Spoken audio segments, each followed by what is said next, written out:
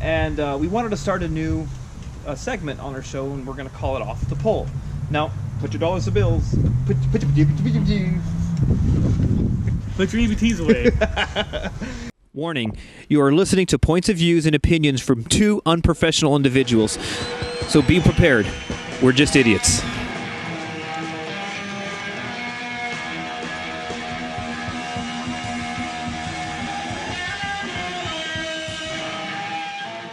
Hey, what's up, guys? This is Sir Rev the Servant. We're here in the backyard of the Play.b production studio, here on the back patio on a beautiful summer day. Actually, the day before 4th of July, and we wanted to start a new segment here on the Apocalypse Project program, and it's called Off the Poll. Now, it's not the kind of poll you're talking about, so put your dollar bills away, guys.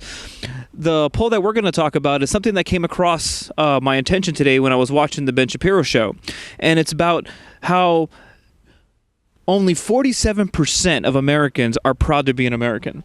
And I kind of stopped and I thought about that in my younger, more idealistic conspiracy theorist kind of mentality when I was younger. Kind of remember thinking that, America isn't as great as people, think it is, or a lot of these American nationalists or United States nationalists, walking around with American flags and that kind of like patriotic kind of mentality. And I remember thinking back in those days, everything is shady, everything like that. There are other countries that are better to live in than the United States. You name off names. Well, Canada's definitely better. You hear so many different types of things.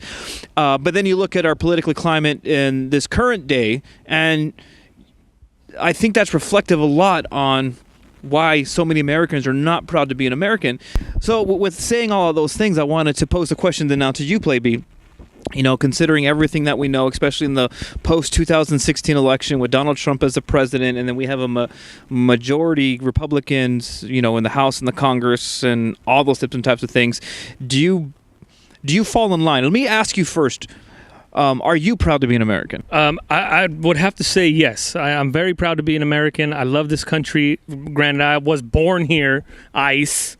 Let's get that out of the way right now. But, I grew up with that sense of pride of America with my grandpa, my grandparents, and my uncle serving in the military, and we have military in the family. So I think all that kind of just fell into place for me, and it was a lot easier to accept that way of thinking. And it is a way of thinking, because some people will consider that a lifestyle, or that's just one's opinion. But when you think of it in its entirety, at the end of the day, if you don't like this country, you're free to leave. Is my philosophy in a nutshell. I am very, very much proud to be an American. Granted, we do falter in some ways or another, but who doesn't? We're all human, and if you look at it through that lens, I mean, you really can't be mad at any political party in a certain degree, because I'm in a weird state. I'm in a gray area right now where I'm not Republican. I am registered Republican, but then there's some things I don't agree with, and there's some things that Democrats do I agree with, and others that I don't. So I'm kind of, in limbo, I guess, for lack of a better term. But to answer your question, long story short, yes, I am very much proud to be an American. Yeah, well, thanks for answering the question, honestly. And when I looked at the research in the poll, it's actually a Gallup poll that came up on the website from Gallup. And one of the things that I found interesting also, that the reason why it's such a big deal, because it's 47%. It's the largest percentage of people that have held this, or that have this opinion of their status as a United States citizen, or anything like that. But one of the things that I looked at in looking at the poll, that this same poll done in 2008 when Barack Obama took the presidency, the percentage was at 58%. Okay, 58% of Americans were proud to be Americans. So right now we're at a record low at 47. And then you go back even further. When you look at the poll, you go, the furthest this goes back is, I think it hit its highest right around 9/11. So you're looking at about that 2001, 2002 was right about 70%, right around 2005-ish. So you're kind of looking at that like if you want to use that as a barometer. And then you've got to ask yourself, so what's the reason for the downturn? Okay, so I think that another question that should be posed for those people that are not proud to be an American is the question would be, what would make you not proud to be an American? Like, what would be some of the things that are happening, that have happened in our past, are happening now, that would cause people not to be proud to be an American? Like, what would you think? And I'll give my opinions after you give yours. Well, I think what it is now would be all this conspiracy theories that are popping up, and then you got Trump as president, and some would argue he's one of the greatest, some would argue he's the worst, but that aside, I think what it is now is a lot of it could be false information. Like you're saying, you got your far leftists and you got your far right, and either side is bashing the other, and people are at a crossroads where they're forced in a way to choose. Now, whatever side you choose is going to determine whether I think you're proud to be an American or not. If that makes any kind of sense, but in my third grade mind, it does. But you're more intelligent, But for me, I see it that way. You got social media, and I've said this before. People, it's like the blind lead the blind. People listen just because it's on social media. Automatically, it's true without even digging in further and doing their own research. And I think therein lies the problem. We've gotten lazy. We want other people to do the research for us, and we just go with the status quo. And I don't conform. I'm not into conformity at all. I do my own thing, and whether you like it or not. But that's the beauty of being an American, is I have that right to say, hey, man, this is what I believe. This is my ideals, and these are my opinions. And I have the right to them just like everybody else. And I'm not saying everybody's wrong and I'm right, but at the same time, it's like, that's my opinion, and I think that's why so many people are afraid to even say, oh, I am proud, because the majority of the people are like, oh, Trump, and look at they're separating families, and I think people get caught up into the hoopla. I understand, number one, that I'm proud to be an American because of principles alone. The freedom of religion, the freedom of speech, the freedoms that are given to us, the Second Amendment. We talked about that before. There are those things that are granted to us principally that are not guaranteed, I should say, by other countries. And some people talked about Canada. Well, Canada has universal health care. Why don't we have universal, and all these different types of things? But what you fail to recognize is Canada doesn't have free speech. There are people that are being jailed and persecuted and harassed for saying things that in this country you wouldn't be jailed or for. You wouldn't be, you may be criticized, but the government will not crack down on your free speech. But in those countries, in England, there's no free speech. And some people are appalled by when they hear those things. They can't believe it. But because that's one of the things about being American we're so privileged about, that we don't even think. We think that freedom of speech is prevalent in all these first world countries, but they're not. Canada doesn't have free speech. The United Kingdom, they don't have free speech, but we do. So I think for me, I criticized the Bush administration. At one time, I was a 9/11 conspiracy theorist. Not to say that I don't or do believe. I still think there's a lot of stuff there's still a lot of questions that I have, but I'm not in that same mindset. I remember when Barack Obama took office, and like I said, I'm not a Republican, I'm not a Democrat. I'm registered libertarian, but I consider myself more along the lines of an independent voter. If I were to nail down as a label for myself, I think I would be more along the lines of a conservative libertarian, for different reasons. The differences we can talk about later. And I know I'm going kind of long-winded on this topic. I was excited when Barack Obama took office, because this is different. This is change, change and hope. But I was excited about that because it seemed like they brought some hope. But through that administration, I feel like that Barack Obama was probably not the greatest president that we could have had at the time. I did not vote for President Trump. I actually voted Libertarian. I still believe. I think that Donald Trump is a garbage human being. I think his character and his personality are completely unrepresentative of our country and the principles that we stand for. But I really, and I know I'll catch some flack for this, but I do believe that I'm proud to be an American because of a lot of the stances and policy changes that President Trump has done. I'm very happy with those things. I'm not happy with him as a person, but I'm happy with the policies and changes that he's making. So I'm proud of America to be an American for that thing. I'm still out whether or not I'm going to vote for him in the next election if he does, go for a second term. But I think those are the principally reasons right there why I'm proud to be an American right now. The whole president thing, I can come or go. I can care less, because even if it were Hillary Clinton, I could still say I'm proud to be an American, because it shouldn't determine on who's in office. The president is not the United States of America. The United States of America is a government that is governed by the people. We are protected by the rights that we have in the Constitution and everything like that. So anyways, to say all that, yes, I am very proud to be an American. I think then the question I want to ask you then is like, okay, I think why do you think people's perceptions of their own patriotism is subsiding? Like, why do you think people are not proud to be an American, whether it be anything current or from the past? Well, okay, now this is something that I've been seeing quite a bit. You got foreigners coming on newscasts and podcasts and stuff like that are bashing our country. Like you said, they're like trying to make us feel guilty because we have these and these rights that were given to us, and don't forget, we fought for these freedoms. You know, people died for us to be able to sit here in the best country in the world and be able to have this discussion. Let's not forget that. Now, sure, we've done some shady stuff like you mentioned. Yes, granted. Who hasn't, though?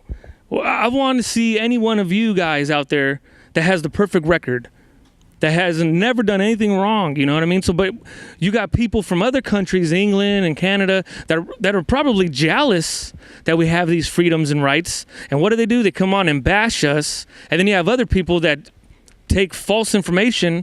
Oh my God, yeah, they must be right. They sound intelligent because that British accent, man. You know, they could curse you out, and it sounds like, dang, all right, it sounds like a compliment. You know, the way they say the way they phrase their stuff. You know, but just because it sounds one way doesn't mean it is that way. Now, I heard this one saying where they say the grass is greener on the other side because it's fertilized with bullshit. You know what I mean? So just because one person says something, and then half the time they're visiting or they're on the phone or Skype or whatever, and they ain't even American, and yet they're bashing it, and we're allowing that to happen. First of all, that shouldn't be happening, I don't think, in my opinion. Now, you can call in our show and say and have your opinion, but I'm going to be like, you know what, but don't forget, this is still America, and you're talking about America here. Now, people are saying, oh, my God, Play.b, he's one of those, you know, far whatever it is. I don't even know the terminology for it, but at the same time, it's like I think what it is people are just too sensitive. When do we become babies? We can't handle the truth anymore. Someone tells you straight up something wrong about yourself, instead of you taking it in and changing that. What do you want to do? You want to go hide behind the Iron Curtain and be like, oh my God, you can't talk about people like that. You can't say those things because that's hurtful. Well, you know what? Sometimes the truth hurts, and we need that. I think we lost sight of that. It's the truth for a reason. If it looks like a duck and acts like a duck, motherfucker, it's a duck. There ain't no two ways about it. You know what I mean? I'm an asshole. If someone says, hey, you're an asshole, like, yeah, I am. I'm not going to sit there and deny it and cry about it and blast you on social media. Don't talk to that guy, you know. Come on, man. We got to grow up as people, as human beings, and then I think we could find a patriotism. I think a lot of people, what it is that they just want to be able to just sit here and enjoy all these freedoms and not want to know how we got there. Yeah. You know what I mean? They're just like, well, we got these freedoms. They're here. We could do away with like the Second Amendment. Oh, we don't need AR-15s anymore. But I said it before. I'm going to say it one more time. I'm sorry. But you know what? Look, those gun laws are only protecting criminals. Because what criminals do you know go into a gun store and wait the 10-day cooling period? None that I know. You know what I'm saying? So it's like, all you're doing is victimizing us, and I think that's what people want. They want the government to come in and take care of everybody, but nobody wants to pick up the slack for their own actions. You know, we got to take responsibility for ourselves as individuals, and I think therein lies the problem. A lot of people are scared to do that because when you're forced to do that, then you're forced to change as a person. And sometimes that's the hardest thing you can do as a human being, is recognizing your faults and correcting them. And it feels good to just be able to do what you want. Yeah, sure. Who doesn't? It's like when you're disciplining your kid, you know you're disciplining them and you're doing it for their benefit, but the person being disciplined don't see it that way sometimes, and they want to revolt. And I think that's the case. A lot of people are, you know, they're just lost in their own thing, and as long as you don't bother them, then they're fine. But anyway, yeah. There you go. Well, one of the things that you really got to look at when talking about these things about being proud to be an American, number one, is like you need to ask yourself the question, why aren't you? I mean, just to look at the climate around you and say, well, I'm not proud to be American because this. Then what happens is when the government switches over to, say, for instance, like with Barack Obama, that at the time there was a majority of Democrats in the House and the Senate, and the White House was Democrat. And I was looking at more of the statistics on the Gallup poll, and it seems like Republicans are more likely to be patriotic and be proud to be an American. I think it was at 71% in 2013 when Barack Obama was still in power, and at this stage, of course, in 2016, 2017, 18, after the election, is all the way up to 74. I mean, it's not a big jump, so it seems kind of steady. Whereas with Democrats and during the Obama years, 2013, it was at 58% or 56%, and now liberals and Democrats, it's all the way down to 32%. So you see a huge jump in that, and it might be indicative to the way that Democrats and maybe the left kind of see the country, that it's really emotionally based. I mean, that's just an observation. I don't want to say that all liberals and Democrats are emotional, but that seems to be kind of the tenor that you watch CNN and you watch maybe some more liberal and left-leaning media. You kind of see that everything is just every little move that Trump makes. It's kind of like it's analyzed. But it's the same thing on the right. Fox News did the same thing when it came to Barack Obama. But what I'm seeing, though, is during the Barack Obama years, you never saw this. Well, I'm not proud to be an American because we got Barack Obama and the White House. So we got from the right or the conservative or maybe even the Republican, you kind of see it kind of steady, like because they understand that it's based upon principles. It's not based upon who's in office. And I think that's really important, that you have to really look at it, look through the lens of your own eyes into that mirror and say, why am I not proud to be an American? What is it? And if it's just because Donald Trump, the problem isn't Donald Trump, the problem is maybe you. Because I'll be honest with you, I was having and here's me being, me being a little triggered, but prior to prior to Donald Trump, during the campaign, I was really anxious. Because, I was really scared of his rhetoric. He sounded very racist. He sounded very argumentative and very contentious when it came to certain things. My mind was, we're going to fall into a nuclear war with Russia. We're going to have a nuclear war with North Korea. We're just going to lose all of our allies. Where it's just like, oh my God, if he wins. And then he won. And then I was just stuck between a rock and a hard place. Number one, I already knew I was going to vote for Gary Johnson, before I think Donald Trump won the primaries and was, the nominee of the Republican Party. And I knew I wasn't going to vote for Hillary Clinton because in my eyes, she was probably the worst candidate that we've had in, I can't even remember how long. But I knew that wasn't my option and I wasn't going to vote Trump. But now I see myself in a much better place because you can kind of look at Donald Trump and realize I can see some positives here. And I see the negatives and I can hold them both. You could do that. It's possible to do both, to hold positive and negative at the same time and be like, okay, look, I know there's some good that come out of it and then there are also some bad. And I did the same thing with Barack Obama because I was really happy when he won. I figured this is hope, this is different, this is change. I wasn't a hardline conservative back then. I was maybe more Democrat in my thinking. Even though I wasn't a registered Democrat, I was more Democratic leaning in when it came to my political beliefs. So I was excited. I was like, oh, this is kind of cool. This is kind of different. Both you and I come from minority backgrounds, and from the inner cities, so we understood this is a positive change. This is the way the country is heading, and it's a good thing. Because I've always been socially liberal. I've always been socially liberal on a lot of different subjects. For a long time, it was only the Democratic Party or the Democratic platform offering these socially liberal, ideals. Same-sex marriage, I'm 100% for, and things along those lines. But there were things that when you look back that Obama's president, you got to look. There's a lot of bad, with our involvement in our military action being stronger, which seems like a contradiction because that's not something that should happen in a Democratic presidency.